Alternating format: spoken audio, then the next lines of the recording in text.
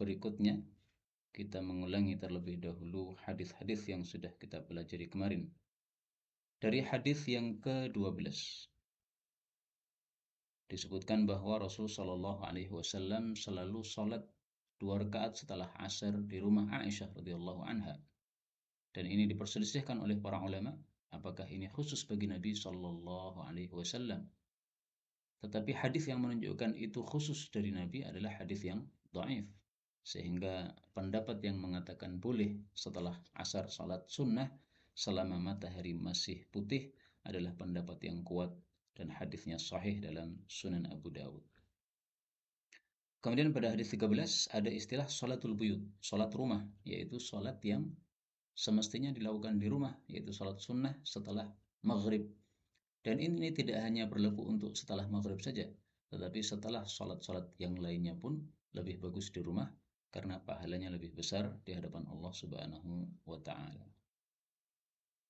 Kemudian hadis 14 ada istilah ta'qib. Ya, ta'qib adalah duduk di masjid setelah selesai sholat jamaah untuk berzikir atau beribadah kepada Allah Subhanahu wa Ta'ala. Nah, Imam Suyuti menambahkan sambil untuk menunggu sholat berikutnya. Sehingga ta'qib ini paling bagus atau paling mudah dilakukannya adalah pada maghrib sampai isya, karena waktunya sangat cepat antara maghrib sampai isya. Kemudian hadis yang ke-15, barang siapa yang berpagi-pagi ke masjid, maka untuk mempelajari ilmu, dia mendapatkan pahala haji yang sempurna. Kata-kata ghada yang artinya berpagi-pagi, ini adalah arti asal tetapi kemudian digunakan oleh orang-orang Arab dengan makna pergi secara mutlak, baik itu sore hari maupun malam hari maupun waktu yang lain.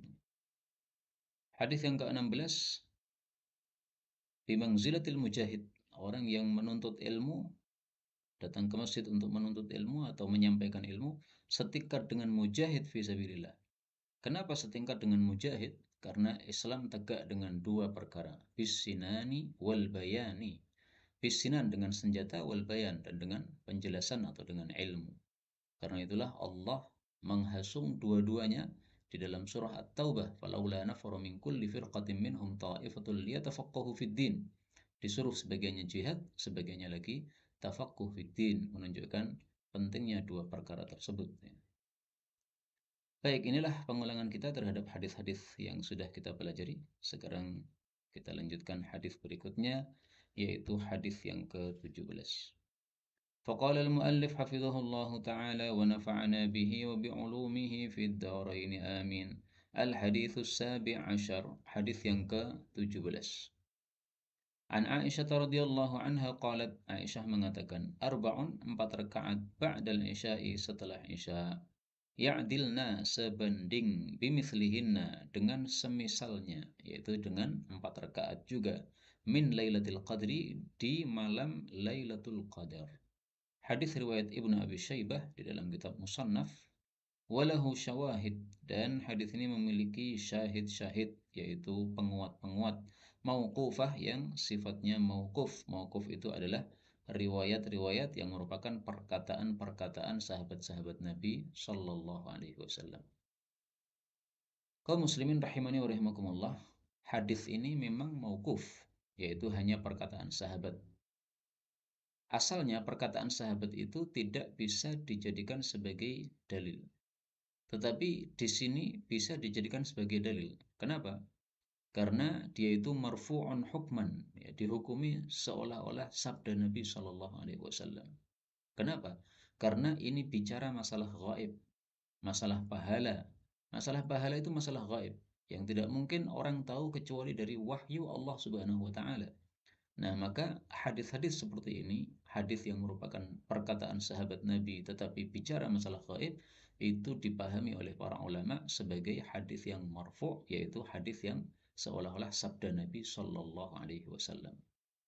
Jadi artinya pasti ini sumbernya, para sahabat mengatakan seperti ini dari Rasul Shallallahu Alaihi Wasallam. Maka ringkasnya hadis ini bisa diterima, ya, sebagaimana dijelaskan oleh guru kami Syekh Walid Saifun Nasr, bahwa hadis ini bisa dijadikan sebagai hujjah. Maka hadis ini menghasung kita melakukan 4 rakaat sholat sunnah setelah isya. Setelah Isya boleh di masjid, boleh juga di rumah, dan lebih utama di rumah. Maka kalau misalnya kita punya kebiasaan sholat sunnah setelah Isya di masjid 2 rakaat. Nah setelah itu kita pulang, nah pulang kita tambah lagi 4 rakaat berdasarkan hadis ini. Ini lebih utama. Kemudian kita ambil beberapa faedah. Faedah yang pertama, bahwa 4 rakaat setelah Isya fadilahnya sama dengan melakukan 4 rakaat pada Lailatul Qadar. Padahal Lailatul Qadar kita tahu sendiri bahwa satu malam Lailatul Qadar itu lebih baik daripada 83 tahun atau alfi syahrin, 1000 bulan. Nah, kalau kita ambil 4 rakaat saja dari Lailatul Qadar, nah itu sudah berkali-kali lipat pahalanya dari ibadah yang biasa pada waktu biasa. Maka ini satu amalan yang sangat utama, dan kalau kita ingin mendapatkan fadilah itu, syaratnya kita harus melakukannya pertama ba'da Isya, yang kedua 4 rakaat. Adapun kalau dilakukan selain ba'da Isya, fadilahnya tidak seperti ini. Kalau dilakukannya bukan 4 rakaat tetapi hanya 2 rakaat, fadilahnya juga tidak seperti ini. Maka syaratnya dua ya, waktunya harus ba'da Isya, kemudian jumlah rakaatnya harus 4. Nah, untuk melakukan 4 rakaat ini bagaimana? Ya, sebagaimana sholat 4 rakaat yang lainnya. Sholat sunnah 4 rakaat yang lainnya. Boleh dengan 3 cara sebagaimana sudah pernah kita jelaskan. Ya. Boleh 2 rakaat salam, 2 rakaat salam sebagaimana mazhab Imam Syafi'i dan Imam Ahmad. Boleh juga langsung 4 rakaat, tahiyat akhir saja, tidak ada tahiyat awal. Boleh juga dengan tahiyat awal kemudian tahiyat akhir sebagaimana sudah kita tampilkan semuanya dalil-dalilnya pada waktu-waktu yang lalu. Faedah berikutnya, 4 rakaat ba'da Isya ini ternyata dilakukan juga oleh Rasulullah Shallallahu Alaihi Wasallam. Kita temukan hadisnya di dalam Sahihul Bukhari dari hadis Ibnu Abbas radhiyallahu anhu, ketika Ibnu Abbas bermalam di rumah Nabi Shallallahu Alaihi Wasallam. Ibnu Abbas mengatakan, faja'an Nabi Shallallahu Alaihi Wasallam ba'dal Isya. Waktu itu Nabi datang setelah Isya. Maksudnya datang dari masjid, pulang ke rumah setelah Isya. Fasalla 4 raka'atin. Lalu beliau salat 4 rakaat. Thumma nama thumma qama. Ya, kemudian beliau tidur, setelah itu tengah malam beliau bangun. Nah, ini dalil bahwasanya ternyata Nabi pun juga melakukan 4 rakaat setelah Isya. Tapi memang Nabi melakukannya di rumah. Jadi selesai salat Isya, beliau tidak salat sunnah di masjid, tapi pulang ke rumah, kemudian 4 rakaat di rumah. Dan itu lebih utama daripada kalau kita lakukan di masjid. Faedah berikutnya, kata-kata Lailatul Qadar itu maknanya bisa 3. Pertama, Lailatul Qadar artinya malam keutamaan. Al-Qadr adalah keutamaan. Keutamaannya apa? Lailatul Qadri khairum min alfi syahr. Boleh juga diartikan Lailatul Qadr malam penetapan takdir. Karena Allah Subhanahu wa taala menetapkan takdir untuk 1 tahun ke depan pada malam tersebut secara terperinci. Dan itu disebutkan dalam Al-Qur'an, Allah mengatakan fiha yufraqu kullu amrin hakim. Pada surah Ad-Dukhan ayat yang keempat. Dan surah Ad-Dukhan ini termasuk surat yang terkenal sebagaimana surat Yasin, ya. Surat Yasin, surat Ad-Dukhan. Meskipun kalau kita lihat hadis-hadis tentang fadilahnya adalah hadis yang tidak sahih, tapi minimal dia punya satu nama yang terkenal ya. Jadi sering dibahas tentang surah Ad-Dukhan dan surah Yasin. Kemudian yang ketiga, Lailatul Qadar artinya adalah malam kesempitan. Disebut sempit karena pada malam tersebut malaikat-malaikat turun dari langit ke bumi, memenuhi bumi, sampai jumlah mereka itu lebih banyak daripada jumlah kerikil-kerikil. Padahal kita menghitung kerikil di dunia tidak bisa kita hitung. Ya. Hadisnya diriwayatkan oleh Imam Ahmad. Adadil hasa. Rasul Shallallahu Alaihi Wasallam bersabda, Lailatul Qadri Lailatul Sabi'atin atau Tasi'atin wa Ishrin. Lailatul Qadar itu malam 27 atau malam 29. Innal malaikata tilkal lailata fil ardi. Sesungguhnya para malaikat pada malam tersebut di bumi aktsaru min adadil hasa. Lebih banyak daripada jumlahnya kerikil-kerikil. hadis riwayat Ahmad sahih. Nah, maka inilah makna dari Lailatul Qadar, ada 3 terjemahan. Masing-masing dari terjemah itu punya dalilnya sendiri-sendiri. Hadis yang ke-18, al-haditsus tsamin asyar. An Utsman bin Affan radhiyallahu anhu qala, sami'tu, aku mendengar Rasulullah sallallahu alaihi wasallam yaqul, man shallal isya'a fi jama'atin, barang siapa yang salat isya berjamaah, faka'annama, maka seolah-olah dia itu qama qiyamul lail, tahajud, nisfal lail, separuh malam.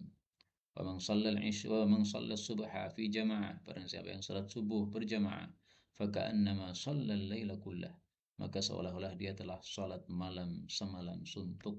Hadis diriwayatkan oleh Imam Muslim.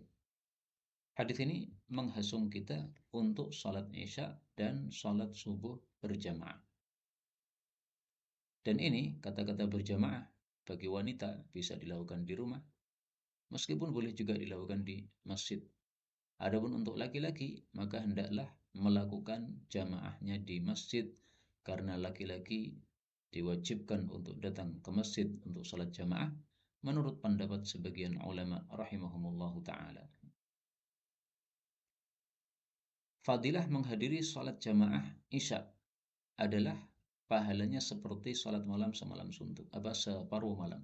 Sementara kalau besoknya kita lanjutkan dengan salat subuh, maka kita mendapatkan pahala salat malam semalam suntuk.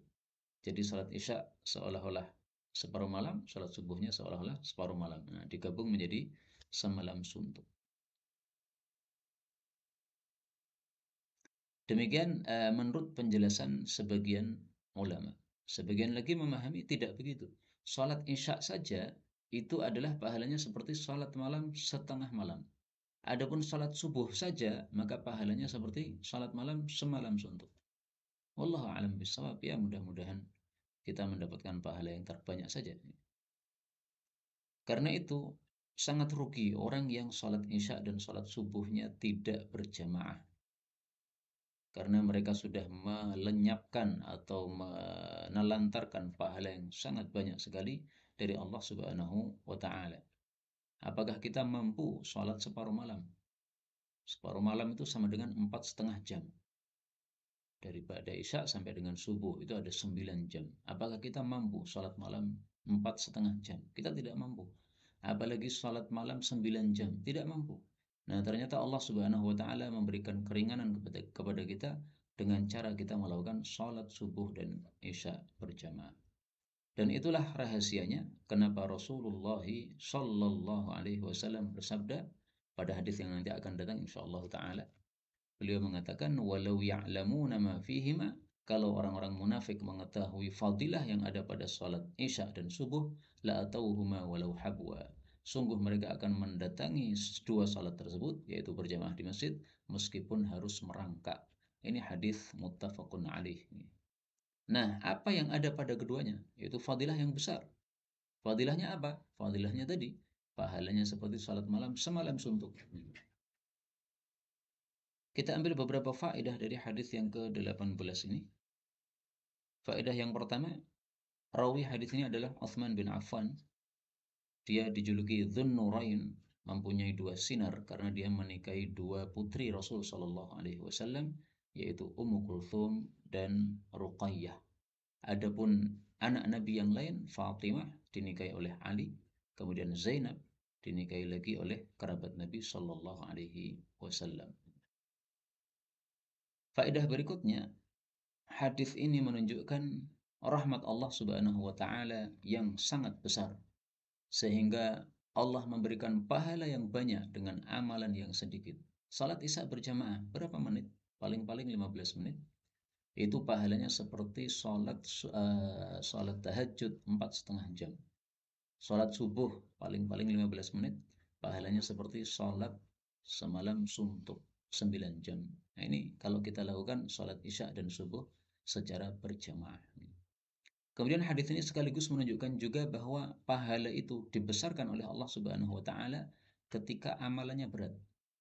Salat subuh berat ini karena masih waktu ngantuk. Salat isya berat ini karena sudah waktunya sebagian orang sudah pada ngantuk ya. Waktunya sebagian orang sudah lelah, pengen tidur, tapi dia dipaksa untuk datang ke masjid untuk salat. Nah, maka pahalanya menjadi besar dengan sebab beratnya perbuatan tersebut. Karena itu hadis ini sebenarnya semakna dengan sabda Nabi Shallallahu Alaihi Wasallam, Inna laka minal ajri, engkau akan mendapatkan pahala ala qadri nasabiki, sesuai lelah kamu, wa nafaqati, dan sesuai dengan nafkah yang kamu keluarkan di dalam ibadah tersebut. Hadis riwayat Hakim, derajatnya sahih. Kita lanjutkan hadis yang ke-19, al-hadits tasi ashar. An Buraidah radhiyallahu anhu, anin Nabi sallallahu alaihi wasallam qala basyir, berilah kabar gembira, al-masyaina, orang-orang yang selalu berjalan, fi dhulam, di dalam kegelapan, ilal masajid, menuju ke masjid-masjid, bin nurit tami, dengan sinar yang sempurna. Kapan itu? Yaumal qiyamah, besok pada hari kiamat. Hadis riwayat Abu Dawud. Hadis ini menunjukkan fadilah berjalan menuju ke masjid untuk salat Isya dan salat subuh berjamaah. Jadi yang dimaksud fi dhulam, dalam kegelapan, ini adalah salat Isya dan salat subuh. Dan hadis ini masih berlaku meskipun sekarang ini Isya dan subuh kita sudah mendapatkan sinar lampu yang terang benderang. Kalau zaman dulu di masa Nabi SAW, jalan-jalan betul-betul gelap gulita, tidak terlihat siapa yang lewat. Kecuali kalau kita dekati orangnya, kemudian kita tempelkan wajah kita dengan wajah dia, nah baru terlihat ini adalah fulan. Nah, maka meskipun sekarang sudah banyak penerangan, hadis ini tetap berlaku karena yang namanya Isya dan subuh itu tetap suasana gelap ya, meskipun ada lampu-lampu tapi suasana di langit juga masih gelap. Kita ambil beberapa faedah dari hadis ini. Faedah yang pertama, disyariatkannya basyir, memberikan kabar gembira kepada orang-orang yang mendapatkan kabar gembira.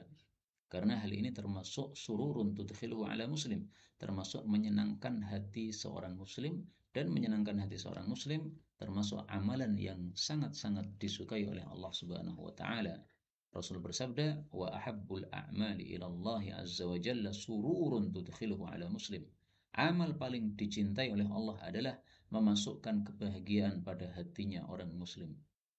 Berarti bisa jadi sebaliknya ya. Amal paling dibenci oleh Allah Subhanahu wa taala adalah memasukkan kemurkaan atau kebencian atau kedongkolan ke dalam hatinya seorang muslim. Maka hati-hati jangan kita menyakiti hati seorang muslim. Hadis riwayat Tabarani, derajatnya hasan. Faedah berikutnya, kata-kata al-masyain artinya orang yang selalu berjalan, tidak hanya berjalan ya. Karena di sini ada tasydid, dan tasydid ini menunjukkan mubalaghah, yaitu dahsyat, maka maksudnya adalah orang yang selalu berjalan. Jadi dia continue untuk melakukan sholat berjamaah Isya dan subuh di masjid. Nah, kalau Isya dan subuh saja di masjid, apalagi sholat yang lainnya pasti di masjid karena lebih ringan. Maka hadis ini secara tidak langsung menghasung kita untuk continue dalam beramal. Dan fadilah continue sudah pernah kita bahas, bahwa kalau kita melakukan suatu amalan secara continue, maka suatu saat ketika ada udzur kita tidak bisa melakukannya, pahala tetap dicatat oleh Allah Subhanahu wa taala. Kita sedang sakit misalnya, biasanya membaca Al-Quran satu hari satu juz, maka kita tidak mampu membaca pada hari tersebut kecuali satu halaman. Ini sudah mendapatkan pahala satu juz dari Allah Subhanahu wa taala. Faedah berikutnya, sinar yang sempurna. Ini adalah sesuatu yang sangat kita perlukan dan paling kita perlukan di akhirat kelak. Karena kalau kita tidak punya sinar, bagaimana mungkin kita bisa melewati jembatan di atas neraka jahanam yang sangat gelap gulita dan sangat tipis sekali, lebih tipis dari sehelai rambut dan lebih tajam daripada sebilah pedang, sebagaimana sampai riwayatnya kepada para sahabat Nabi Shallallahu Alaihi Wasallam. Dan di sini Rasulullah mengatakan bin nurit tam, sinar yang sempurna. Artinya ada orang-orang yang mendapatkan sinar tapi tidak sempurna. Sebagaimana orang-orang munafik, asalnya mendapatkan sinar, tiba-tiba sinarnya padam. Maka mereka mengatakan, "Ungzuruna naqtabis min nurikum." Tolong kami ditunggu wahai umat Islam. Kami ingin mengambil dari sinar kalian. Maka kemudian disuruh mereka mencari sinar di belakang sana. Tapi setelah itu dibuat pagar pembatas antara muslim dengan kafir, dengan munafik oleh Allah Subhanahu wa taala, sehingga mereka tidak mampu untuk mendapatkan sinar. Karena itu hadis ini mengingatkan kita tentang kalam Allah di dalam Al-Quran pada surah At-Tahrim ayat yang ke-8. Allah mengatakan, yas'a baina aydihim wa biaimanihim. Nuruhum yas'a baina aydihim wa biaimanihim. Di akhirat kelak, orang-orang yang beriman itu sinar mereka berjalan di depan mereka dan juga di bagian kanan mereka. Yaqulun, mereka sambil mengatakan, Rabbana atmim lana nurana waghfir lana innaka ala kulli syai'in qadir. Wahai Rabb kami, sempurnakan untuk kami sinar kami. Ampuni kami, Engkau maha kuasa terhadap segala sesuatu. Nah, ini orang-orang beriman, disempurnakan sinarnya oleh Allah Subhanahu wa taala. Nah, supaya sinar kita sempurna di akhirat kelak sehingga kita bisa selamat dari neraka, masuk ke dalam jannah. Gimana caranya? Ini masyain, ya, berjalan selalu menuju ke masjid dalam kegelapan malam, yaitu salat Isya dan salat subuh, terutamanya para laki-laki, ya. Kalau wanita bebas boleh melakukan, boleh di rumah dan di rumah lebih utama. Demikian juga termasuk supaya kita mendapatkan sinar adalah hadis yang terkenal, tidak usah kita tampilkan karena terkenalnya, ya, fadilah membaca surah Al-Kahfi pada hari Jumat atau malam Jumat akan mendapatkan sinar dari Allah Subhanahu wa taala, sinar selama 1 pekan. Kita lanjutkan al-haditsul ishrun, hadis yang ke-20. An Abi Hurairah radhiyallahu anhu anna Rasulullah sallallahu alaihi wasallam qala, "Lau ya'lamun nasu, kalaulah manusia mengetahui, ma fin nida'i, apa yang ada pada adzan." Maksudnya fadilahnya adzan. Was-saffil awwali, dan saf yang pertama. Thumma, kemudian, lam yajidu, mereka tidak mendapati, illa, kecuali, ayyastahimu alaih, mereka harus berundi terhadapnya. Lastahamu, niscaya mereka akan berundi. Walau ya'lamuna, seandainya mereka mengetahui, ma fit tahjir, apa fadilah yang ada pada tahjir. Nanti akan dijelaskan tahjirnya. Lastabaku ilaih, niscaya mereka akan bersegera kepadanya. Walau ya'lamuna fil atamah, andaikan mereka mengetahui apa yang ada pada salat Isya. Atamah nama lain dari salat Isya. Was subuh, dan salat subuh. La tauhuma, sungguh mereka akan mendatangi kedua salat tersebut, yaitu ke masjid. Walau habwan, meskipun dengan merangkak. Hadis ini muttafaqun alaih. Kaum muslimin rahimani wa rahimakumullah, hadis ini membahas 3 perkara. Pertama, fadilah adzan dan shaf awal. Fadilah adzan sangat banyak sekali, sehingga kalau mau kita tampilkan semua hadisnya dalam majelis ini, selesai waktu, tidak cukup untuk hadis-hadis yang lain. Karena itu, satu hadis saja yang saya ingin tampilkan fadilah adzan, cukup satu saja, ya. Rasul Shallallahu Alaihi Wasallam bersabda, walahu, bagi orang yang adzan, mithlu ajri man shalla ma'ah, semisal pahalanya orang-orang yang salat bersama dia. Hadis riwayat Nasai. Jadi orang yang adzan ini, dia mendapatkan pahala sejumlah orang-orang yang salat bersama dia. Kalau yang datang ke masjid itu 100 orang, dia mendapatkan pahala 100 orang tersebut. Pahala salatnya 100 orang tersebut, tanpa mengurangi pahala mereka sama sekali. Karena itu adzan fadilahnya sangat besar, sampai-sampai para ulama berselisih pendapat mana lebih utama, menjadi muadzin atau menjadi imam. Pendapat pertama mengatakan menjadi muadzin lebih utama karena hadis-hadisnya sangat banyak. Pendapat kedua mengatakan menjadi imam lebih utama karena Rasulullah Shallallahu Alaihi Wasallam dipilih oleh Allah jadi imam, bukan menjadi muadzin. Ya, ala kulli hal, masing-masing punya fadilah sendiri-sendiri. Kemudian juga shaf yang pertama, ini fadilahnya sangat banyak. Antara lain, mendapatkan ampunan dari Allah Subhanahu wa taala. Karena Rasul sallallahu alaihi wasallam memintakan ampunan di shaffil muqaddam, untuk shaf yang di depan, 3 kali memintakan ampunan. Inna Allah wa malaikatahu, sesungguhnya Allah dan para malaikatnya, yusalluna ala shaffil muqaddam, mereka memberikan salawat kepada shaf yang pertama. Hadis riwayat Nasai, derajatnya sahih. Karena Rasulullah sallallahu alaihi wasallam yastaghfiru lis-shaffil muqaddam 3. Nabi memintakan ampun untuk shaf yang pertama 3 kali. Walitsani marrah. Adapun untuk shaf yang kedua dimintakan ampun 1 kali. Hadis riwayat Ibnu Majah sahih. Nah, shaf yang ketiga wallahu alam sudah tidak disebutkan lagi.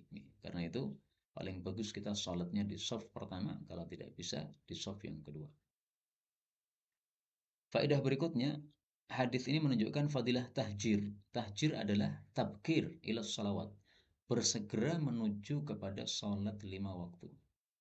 Artinya prakteknya ya, begitu kita mendengar azan, segera kita tinggalkan aktivitas-aktivitas kita. Pindah aktivitas. Pindah apa? Pindah berwudu. Setelah wudu, kita bisa sempatkan salat sunnah. Setelah salat sunnah, bisa kita berangkat ke masjid. Kalau di masjid belum qomat, kita bisa tambah salat sunnah lagi. Nah, mestinya begitu. Itu supaya kita bisa melakukan tahjir, yaitu bersegera atau berpagi-pagi, berawal-awal menuju ke masjid untuk salat jamaah. Jangan berangkat ke masjid menunggu rakaat pertama dimulai atau rakaat ketiga masuk ya, karena rakaat pertama dan kedua biasanya panjang, nah, sehingga menunggu rakaat yang ketiga dan keempat yang pendek saja. Nah, jangan seperti itu, karena itu bukan tingkahnya orang-orang yang mengetahui fadilah-fadilah atau meyakini fadilah-fadilah yang disampaikan oleh Rasulullah Shallallahu Alaihi Wasallam. Kemudian masalah yang ketiga, fadilah sholat isya dan sholat subuh, sudah kita bahas tadi, sehingga tidak perlu ada tambahan penjelasan. Dan penjelasan untuk hadis ini paling bagus adalah hadis yang sudah kita baca tadi. Karena fadilah sholat isya dan subuh disebutkan pada hadis-hadis sebelumnya, yaitu mendapatkan sinar yang sempurna dan juga pahalanya seperti sholat malam semalam suntuk. Adapun faedah terakhir, maka istilah atamah ini adalah nama lain dari sholat isya, menunjukkan bahwa boleh kita menyebut sholat isya dengan istilah sholat atamah. Mungkin ada pertanyaan, bukankah dilarang oleh Rasul Shallallahu Alaihi Wasallam? Nah, mari kita lihat larangannya bagaimana. Hadis riwayat Imam Muslim, la taghlibannakumul a'rab. Jangan sampai orang-orang Arab di So itu mengalahkan kalian. Alasmi salatikumul isya, terhadap nama salat kalian, yaitu namanya salat isya. Fa innaha fi kitabillah al-isya. Karena salat itu disebutkan di dalam Al-Quran, istilahnya salat isya. Wa min ba'di salatil isya, ada dalam Quran ya. Wa hum yu'attimuna bihilabil ibil. Adapun orang-orang Arab desa itu menyebut salat isya salat atamah karena mereka melakukannya di akhir waktu, yaitu sambil mereka memerah susu-susu unta mereka pada waktu akhir malam yang sudah gelap gulita tersebut. Nah, maka mereka menyebut istilah isya dengan istilah atamah itu sesuai dengan perbuatan mereka. Mereka memerah susu unta pada malam yang sudah gelap gulita yang disebut atamah. Maka larangan ini maksudnya adalah bukan larangan menyebut isya dengan atamah, bukan. Tapi larangan sering menyebut atamah sehingga istilah isya jadi hilang. Nah, itu yang dilarang. Adapun kalau hanya menyebut kadang-kadang sholat isya dengan istilah sholat atamah, supaya orang paham nama lain dari sholat isya adalah sholat atamah, tidak ada masalah. Buktinya di sini Rasulullah menyebut sendiri, ma fil atamati. Nah, beliau menyebut. Tetapi beliau tidak sering-sering menyebutnya dengan istilah atamah. Jadi kesimpulannya, nama yang syar'i jangan sampai mengalahkan nama yang tidak syar'i. Isya ini nama syar'i karena dia disebut oleh Allah Subhanahu wa taala. Adapun atamah ini adalah nama yang tidak syar'i karena yang menyebutnya adalah orang-orang Arab desa. Meskipun kemudian disebutkan juga oleh Rasul Shallallahu alaihi wasallam dalam hadis ini. Contoh lain misalnya ya. Bulan Ramadan, biasanya orang-orang menulis bulan suci Ramadan. Kata guru saya, bulan suci ini bukan istilah yang syar'i. Maka kata beliau lebih bagus bulan berkah. Kenapa? Itulah istilah syar'i. Rasul Shallallahu Alaihi Wasallam mengatakan, "Atakum syahrul Ramadan syahrun mubarak." Telah datang kepada kalian bulan yang berkah. Nah, maka kalau mau menulis tulisan ya marhaban ya Ramadan, tulisi bulan berkah, bukan bulan suci. Kata beliau juga, bulan itu semuanya suci. Kalaupun bulan itu tidak suci, itu yang suci bukan bulan, yang tidak suci bukan bulannya, tapi tingkah kita yang tidak suci, yaitu kita melakukan maksiat-maksiat. Maka bulan itu netral. Kalau kita isi dengan kebaikan ya jadi bagus. Kalau kita isi dengan kemaksiatan ya jadi kotor. Yang kotor bukan bulannya, tapi kitanya atau tingkah kita. Baik, kita lanjutkan al-haditsul hadi wal ishrun, hadis yang ke-21. Ruwiya diriwayatkan. Ya ini belum ada tambahan di situ, bisa ditulis sendiri ya karena hadisnya dhaif. Ruwiya diriwayatkan an Ibnu Abbas dari Ibnu Abbas radhiyallahu anhuma qala dia mengatakan qala Rasulullah sallallahu alaihi wasallam man taraka as-saffal awwala. Barang siapa yang meninggalkan shaf yang pertama, makhafata ayyudhiya ahadan, karena khawatir mengganggu seseorang, adhafallahu lahu, Allah akan melipat gandakan bagi dia ajros shaffil awal, pahala shaf yang pertama. Hadis diriwayatkan oleh Tabarani dalam kitab Mu'jamul Awsat, tapi dalam sanadnya ada rawi bernama Nuh ibnu Abi Maryam, dia seorang rawi yang dhaif. Jadi ringkasnya hadis ini dhaif, tidak bisa dijadikan sebagai hujjah, tidak bisa diyakini sebagai sabda Rasulullah sallallahu alaihi wasallam. Yang namanya hadis dhaif ada kemungkinan sabda Nabi, ada kemungkinan juga tidak. Maka boleh kita berangan-angan, mudah-mudahan kita bisa bertanya kepada Rasul sallallahu alaihi wasallam di akhirat kelak, apakah betul ini sabda beliau ataukah tidak. Tapi isinya bagus, isinya sesuai hadis-hadis yang lain. Tinggalkanlah shaf yang pertama apabila khawatir mengganggu seseorang. Misalnya kita membawa anak kecil ke masjid, karena anak kecil kita membuntuti kita ke masjid. Sudah kita suruh bersama ibunya, ternyata tidak mau, malah nangis, malah mengganggu ibunya yang sholat di rumah. Nah, maka kita bawa ke masjid. Tapi karena kita bawa anak kecil, nah anak kecil dikhawatirkan nanti di tengah-tengah sholat malah berjalan-jalan, maka kita tidak usah di shaf yang pertama. Karena kalau berada di shaf yang pertama, anak kecil ini berjalan-jalan, bisa di shaf pertama, shaf kedua, dan seterusnya, mengganggu banyak orang. Nah, kita di belakang saja, kemudian kita bawa anak kecil kita pegang, sehingga tidak berjalan kemana-mana. Karena hadis yang lain menunjukkan bahwa kita jangan sampai memberikan gangguan kepada orang lain. Rasul bersabda, la doror, jangan memberikan gangguan, wala diror, jangan saling memberikan gangguan. Hadis riwayat Ibnu Majah. Demikian juga Rasul Shallallahu Alaihi Wasallam bersabda,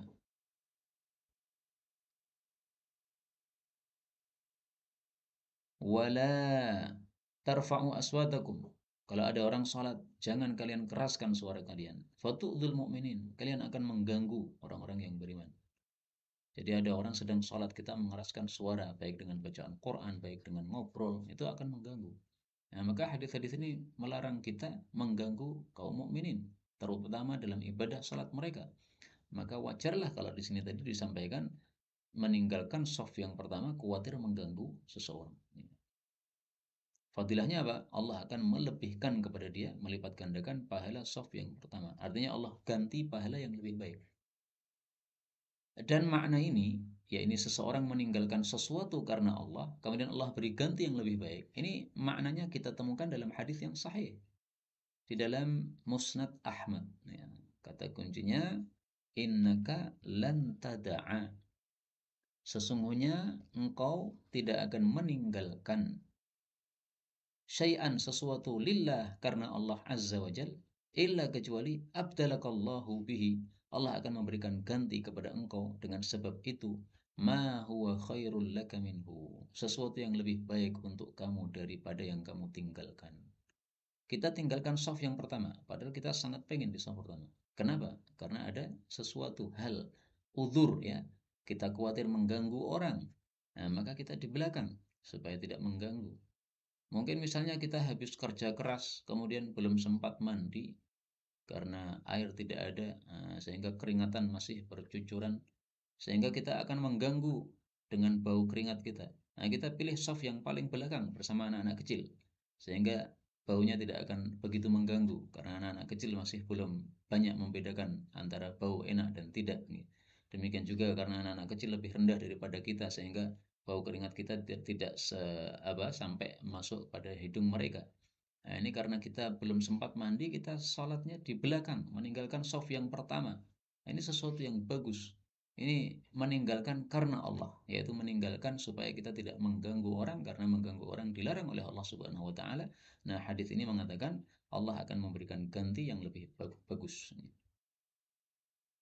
Termasuk dalam bab ini adalah kisahnya Nabi Yusuf alaihissalatu wassalam, dirayu oleh Zulaikha untuk berzina. Maka Nabi Yusuf mengatakan, ma'adallah, aku berlindung kepada Allah dari berzina, na'udzubillah. Akhirnya diberi ganti oleh Allah Subhanahu wa taala. Karena konon Zulaikha itu kemudian menjadi istri Nabi Yusuf alaihissalatu wassalam, istri yang sah. Jadi beliau meninggalkan yang haram, diberi ganti oleh Allah Subhanahu wa taala yang lebih baik, menjadi seorang penguasa di Mesir dan juga menjadi suaminya Zulaikha secara sah. Kita lanjutkan hadis yang ke-22, al-haditsu tsani wal 20. An Ma'dan bin Abi Talhah anna Umar bin Al-Khattab, bahwasanya Umar bin Khattab khataba, berkhutbah yaumul Jumu'ah, pada hari Jumat. Fadzakara Nabi Allah sallallahu alaihi wasallam, maka dia menyebutkan Nabi Muhammad sallallahu alaihi wasallam yang telah wafat. Wa dzakara Abu Bakrin, juga menyebutkan Abu Bakar As-Siddiq radhiyallahu an. Tsumma qala, kemudian Umar mengatakan, "Tsumma innakum ayyuhan nas." Kemudian sesungguhnya kalian wahai para manusia, ta'kuluna syajaratain, kalian itu memakan dua pohon, la arahuma, yang aku tidak melihat keduanya, illa khabithatain, kecuali buruk. Hadzal basala, yaitu bawang merah, ya, brambang, wathuma, dan bawang putih. Laqad ra'aitu Rasulullah sallallahu alaihi wasallam, sungguh-sungguh aku dulu melihat Nabi, idza wajada rihahuma, apabila mendapati bau keduanya, minar rajul, dari seseorang, fil masjid, di dalam masjid, amara bihi fa ukhrija ilal baqi, maka Nabi memerintahkannya supaya dia dikeluarkan ke Baqi, yaitu pekuburan Baqi. Faman akalahuma, maka barang siapa yang makan keduanya, falyumidhuma, hendaklah mematikan keduanya, yaitu mematikan baunya, tabkhan, dengan dimasak dulu. Hadis riwayat Muslim sahih. Nah, hadis ini adalah menguatkan makna yang sudah kita bahas pada hadis sebelumnya, yaitu jangan sampai kita sholat mengganggu orang-orang yang lain. Sholat jamaah membawa bau pete, ya, atau membawa bau rokok, atau membawa bau keringat, atau membawa bau ini tadi, basol brambang, bawang, baunya dahsyat semuanya ini. Karena itu saya teringat apa yang dinasihatkan oleh guru saya, Ustadz Ahmad Faqihuddin hafizahullah, ketika masih santri dulu saya. Beliau katakan, kalau kamu sholat kemudian kamu bersendawa, ya, gelegean, itu jangan dilepas begitu saja. Karena orang yang samping kamu, samping kanan, samping kiri, ini akan mendapatkan gangguan dari bau sendawa engkau. Terus bagaimana Ustaz? Ya, beliau katakan, kalau engkau sendawa, ini dibuka bajunya, nih. Kemudian dimasukkan. Nah, dikeluarkan di dalam baju kita. Kalau sudah, kira-kira baunya sudah tidak ada, kita tutup lagi. Nggak ada masalah seperti ini di dalam sholat. Karena ini hanya gerakan yang sedikit, dan ini juga untuk maslahat sholat. Jadi gerakan di dalam sholat itu, pertama, kalau itu sedikit tidak merusak sholat. Dan kalau itu untuk maslahat sholat, diperbolehkan. Ini untuk maslahat sholat supaya orang-orang tidak terganggu. Karena itu sekali-kali jangan sampai, ya, bersendawa dengan suara yang keras di dalam sholat jamaah. Suaranya mengganggu, baunya sendiri juga mengganggu. Jangan keras-keras, ditahan dengan suara yang serendah-rendahnya. Kemudian kita masukkan dalam baju kita supaya tidak tidak mengganggu orang. Kalaupun kita memakai masker, ya, maskernya sudah kita buka begini, maka boleh ditutup dulu pas bersendawa tadi. Begitu sudah selesai sendawa, kita buka lagi, karena memang orang sholat tidak boleh menutupi mulutnya dengan masker dan sebagainya. Nah, di sini sangat keras sekali Rasulullah SAW kalau ada orang membawa bau busuk dari brambang dan bawang ini, Nabi suruh dia dibawa keluar menuju ke pekuburan Baqi, ya, tempat pekuburan. Ini tempat yang kosong karena namanya pekuburan, nggak ada orang di sana. Artinya Nabi mengisyaratkan, kamu itu kalau baunya nggak enak, kamu sendiri saja di sana. Jangan kumpul-kumpul sama orang karena akan mengganggu mereka. Kalau mau kumpul-kumpul sama orang, bersihkan dulu baunya yang tidak enak itu. Kalau sudah nyaman baunya, nah baru kita datang kepada kumpulan kaum muslimin supaya tidak mengganggu mereka. Kita ambil dua faedah saja, ya. Faedah yang pertama, disebutkan di sini khabith. Khabith artinya buruk. Ternyata kata-kata buruk ini tidak selalu menunjukkan haram. Nah, maka hati-hati. Tidak selalu khabith itu maknanya haram. Bisa maknanya khabith itu tidak baik saja, tetapi masih halal. Apakah ada yang mengatakan berambang dan bawang ini haram? Tidak ada. Sepakat para ulama berambang bawang halal ya. Tetapi khabith kenapa? Karena dia eh, baunya buruk. Dan ini mengingatkan kita kepada sabda Nabi Shallallahu Alaihi Wasallam yang lain. Beliau mengatakan, "Thamanul hajjami khabithun." Harganya atau upahnya orang yang membekam itu adalah buruk. Nah, buruk di sini jangan disalahpahami haram, bukan. Halal, upah bekam itu halal. Hanya buruk maksudnya hasungan dari Nabi SAW untuk orang bekam itu tidak mengambil upah. Tetapi kalau mengambil upah gimana? Halal. Buktinya Rasulullah SAW setelah dibekam, beliau membayar kepada pembekam. Karena balas jasa, ya dia sudah mengeluarkan tenaga dia untuk membekam kita, kemudian alat bekamnya jadi kotor, dia bersihkan darah-darahnya. Masa kita menggratiskan tidak membayar? Itu kan apa namanya? Kasihan kepada dia. Nah, dibayar, tidak ada masalah. Kemudian faedah yang kedua, hadis ini menunjukkan bahwa makan bawang dan berambang tidak ada masalah kalau sudah dimasak. Kenapa? Kalau sudah dimasak, baunya sudah berkurang. Jadi misalnya jadikan bumbu untuk apa sayur mayur dan sebagainya, tidak ada masalah itu. Adapun kalau kita makan mentah-mentah, sebagaimana orang Arab biasanya makan berambang dan bawang mentah-mentah sebagai lalapan ya, maka ini baunya sangat busuk sekali, ini yang mengganggu. Wallahu taala alam bisawab. Inilah yang dapat kita pelajari, benarnya dari Allah. Kalaupun ada salahnya, fa astaghfirullahaladzim li wa lakum. Nggak ada pertanyaan ya? Antum beritahu Pak Musa, barangkali beliau lagi.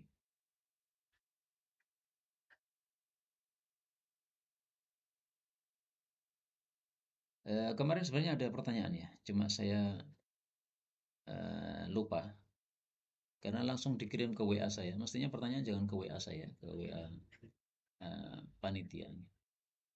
Baik, ini ada pertanyaan untuk wanita yang masih belum bisa jamaah di masjid atau punya bayi.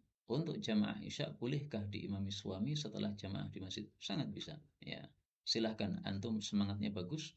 Antum ingin mendapatkan fadilah salat jamaah Isya, maka antum tunggu suami pulang dari masjid, kemudian nanti salat berjamaah Isya bersama suami. Kalau untuk salat subuh, bolehkah setelah jamaah subuh suami salat subuh lagi untuk mengimami istri? Kalau setelahnya kurang bagus ya. Sebelumnya saja ya. Kalau setelahnya, karena ada larangan salat sunnah setelah subuh ya. Maka tidak usah dilakukan yang setelah subuh, tapi sebelum subuh saja. Dan saya yakin bisa ketika kita mendengar azan subuh kemudian langsung salat sunnah, maka bisa eh, apa namanya, suami meniatkan salat sunnah, istrinya meniatkan salat subuh, nggak ada masalah. Maka salat sunnahnya suami di rumah untuk mengimami istri ini sesuatu yang baik ya. Dan itu beberapa kali saya lakukan. Sebelum saya datang ke masjid, saya bilang sama istri, yuk kita jamaah dulu, misalnya sebelum maghrib nih. Karena saya tahu di masjid sebelah itu kadang-kadang qomat maghribnya agak lama. Nah, daripada nunggu lama seperti itu tidak sesuai sunnah, saya sholat sunnah dulu di rumah sebelum maghrib nih. Niatan saya sholat sunnah 2 rakaat, niatan istri saya sholat isya apa sholat maghrib. Nah, dia tinggal nambahi 1 rakaat lagi nih. Nah, ini sudah terhitung sholat jamaah seperti ini. Baik, saya kira itu dulu ya. Adapun pertanyaan yang lain silahkan, kalau belum terjawab dikirim ke panitia saja, karena kalau ke saya nanti saya tidak sempat membacanya pada waktu kajian begini. Wallahu a'lam bishawab. Subhanakallahumma rabbana bihamdik asyhadu an la ilaha illa anta astaghfiruka wa atubu ilaik.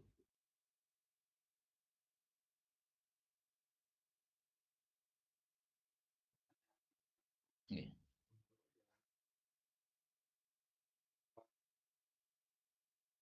Berkenaan dengan sama yang daurah sebelumnya.